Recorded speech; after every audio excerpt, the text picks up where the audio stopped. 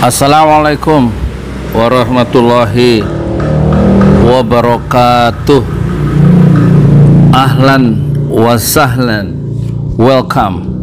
Selamat datang di podcast Yudi Pramuko, tukang donat dari Parung, YouTuber tertua di semesta. Hidup adalah untuk mendorong. Hidup tidak seperti yang kita inginkan. Hidup tidak seperti yang kita rencanakan. Hidup tidak seperti yang kita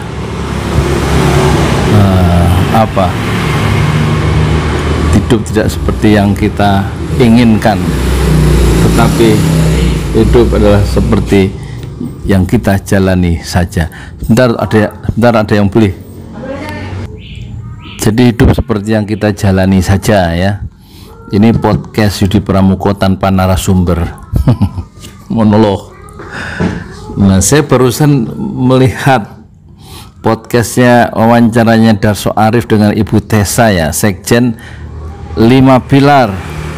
Dan kata siapa? Ini persoalan Yusuf Mansur. Ini ngasih solusi yang bagus ya, supaya duduk bersama. Tapi Ibu Tessa ini ngasih advice itu maksudnya nasihat. Kalau melakukan investasi itu pertama harus berani take risk, BTR, berani take risk, maksudnya berani ngambil risiko, namanya bisnis. Tapi juga harus prudent itu bahasa perbankan. Prudent itu hati-hati, ojo nekat melihat keuntungan besar terus nggak sembrono. Harus take risk, berani ngambil risiko, tapi juga harus sangat hati-hati. Dan dia ngaku, Bu Tessa ini ya pikiran-pikirannya bagus ya.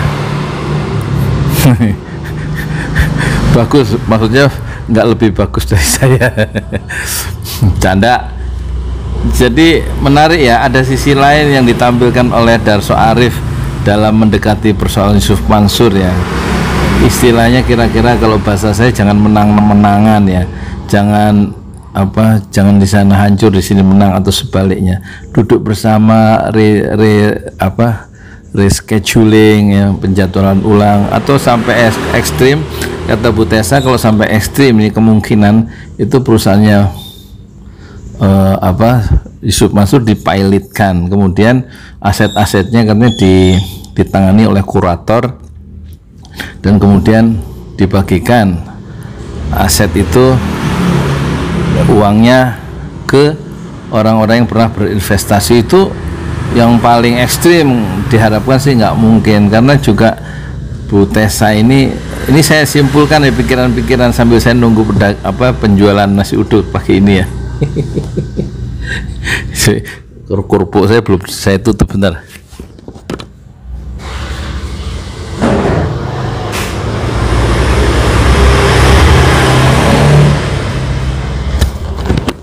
Nah, jadi karena kata dia prihatin, ingin membantu persoalan Yusuf Mansur bukan karena persoalan pribadi, tapi memang banyak masyarakat yang literasi keuangannya masih lemah dan kemudian mengalami masalah kepada investasi karena tidak punya semacam